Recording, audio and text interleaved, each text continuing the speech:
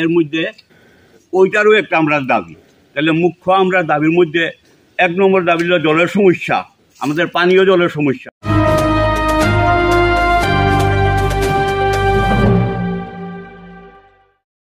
কৈলাসহর চণ্ডীপুর বিধানসভা কেন্দ্রের অধীনে গোলধারপুর গ্রাম পঞ্চায়েতের 1 নম্বর ওয়ার্ড এলাকার বাসিন্দারা একত্রিত হয়ে বিভিন্ন সমস্যা থাকার কারণে আসন্ন ত্রিস্তর গ্রাম পঞ্চায়েতের নির্বাচন ভোট বয়কট করবেন বলে একটি বৈঠকের মাধ্যমে সংবাদ মাধ্যমকে জানান। স্থানীয়দের অভিযোগ, ওই এলাকায় প্রায় 700 জন লোক বসবাস করে আসছে দীর্ঘ বছর ধরে।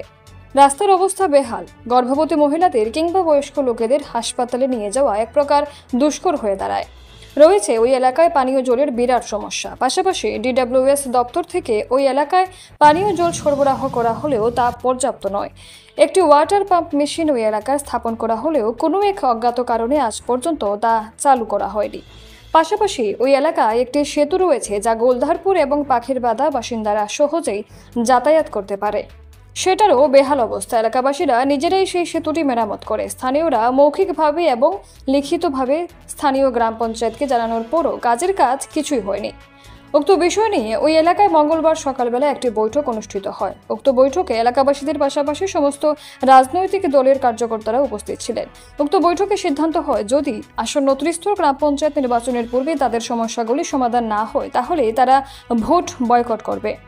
এখন দেখার বিষয় হলো প্রশাসন কি ভূমিকা গ্রহণ করে, সেদিকেই তাকিয়ে রয়েছে সবাই। কৈলাসহর থেকে শুভঙ্কর দাসের রিপোর্ট, আর ত্রিবি ত্রিপুরা।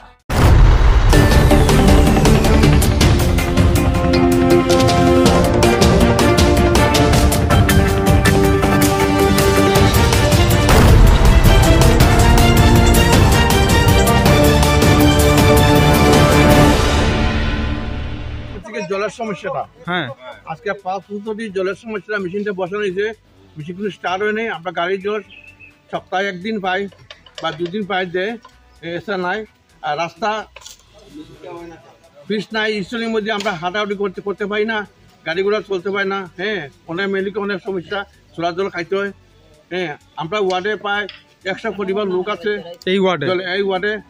প্রায় জলের সাংঘাতিক অসুবিধা হয়েছে। এবার সময় চোলার থেকে জল তুলে আনতে লাগে, পুকুরের জল খাইতে হয়। এছাড়া ব্রিজটা ভাঙ্গা, ব্রিজেও চলাফেরা একদম তুলে করতে পারি না আমরা। এখন যদি আপনারা যদি এইগুলা যদি সমাধান করেন বা জল মেশিনের জলে এটা স্টার্ট করেন, রাস্তা পিচ করেন, তাহলে আমাদের ওয়ার্ড থেকে ক্যান্ডিডেট আমরা কারা করবো, তাহলে আমরা কেউ বুট বয়কট করবেন। আর এই যে সেতুটা যা কইছেন, এটা কই থেকে কই গেছে? পাখিরবাদা গোলধারপুর। আচ্ছা, এটা কয় নং ওয়ার্ড? 1 নম্বর ওয়ার্ড। এই ওয়ার্ডে মোটামুটি কতজন লোক বসবাস করতেছে? 1 নম্বরে প্রায় প্রায় 100-200 বেশি, 700 শুধুমাত্র ভোটারে গিয়া পড়তেছে 411 জন ভোটার এই ওয়ার্ডে। 1 নম্বর ওয়ার্ডে শুধুমাত্র ভোটারের সংখ্যা 411। এইভাবে মালিকানা আছে। মূল সমস্যাটা যে এই যে আমরা যে 1 নম্বর ওয়ার্ডের এখানে প্রায় 150 হইতে 100 পরিবারের মতন আমরা এখানে বসবাস করতেছি। জলটা এসেছে ঠিক 2 নম্বর ওয়ার্ডের শেষ ব্যক্তির কাছে শেষ ওই 1 নম্বর থেকে এদিকে আর কোনো জলের কোনো নাই। সপ্তাহে 1 দিন গাড়ি আইয়ে, এটাও সব সপ্তাহে আইয়ে না। DWS থেকে DWS সব সপ্তাহে আই না। কোনোদিন তারা সুবিধা পাইলো, আইলো 1 সপ্তাহ। এখন এই পাড়ার মধ্যে গিয়া এখানে 1 গ্লাস জল দেন কইয়া দিলেন, আপনার জল প্রচুর জল, স্নানের জল দিতে পারবো, কিন্তু খাওয়ার জল 1 গ্লাসও দেওয়া সম্ভব। আপনারা কি চান? আমরা চাইতেছি আমাদের যে পানীয় জলের যে চিরাচরিত সমস্যাটা, এটা সমাধান হইতো। আর ওই লোক যে এখানে রাস্তাটা আছে, এটা আমাদের মাননীয় মুখ্যমন্ত্রী মহাশয় 18 সালের মধ্যে একবার ফ্লাড হয়েছিল, তখন এদিকে যখন যাওয়ার সময় তাই কইয়া গেছিল না, এটা অল্প দিনের মধ্যে এই রাস্তাটা সুন্দর করে আমি বানাই দিব। 18 থেকে আজকে 25 বছর করে 24 এখনো ইট একটা পড়ছে না, আর যে রাস্তার অবস্থা এখানে তারা নিজেই আটাউটি করে দেখো কিনা বর্তমানে এইটা রাস্তার যোগাযোগে চলাচলার মতো ব্যবস্থা না। আর ওই লোক আমরা একটা প্রতিবেশী একটা গাঁওসভা আছে পাখিরবাদার সাথে আমরা গোলধারপুরের একটা এই যে পাড়াটা একটা সুন্দর একটা সংযোগের রাস্তা আছে। এই রাস্তাটার মধ্যে একটা পুল একটা আছে, লোহার পুটটা দীর্ঘদিন ধরিয়া ভাঙছে, এটা আমরা প্রতিবেশীরা গিয়া এটা মিলিয়া বাস টাস যে কোনো মতো যাতায়াতের ব্যবস্থা করতে, এটা যাতায়াতের কোনো যোগ্য না, যে কোনো এর মধ্যে ওইটারও একটা আমরা দাবি।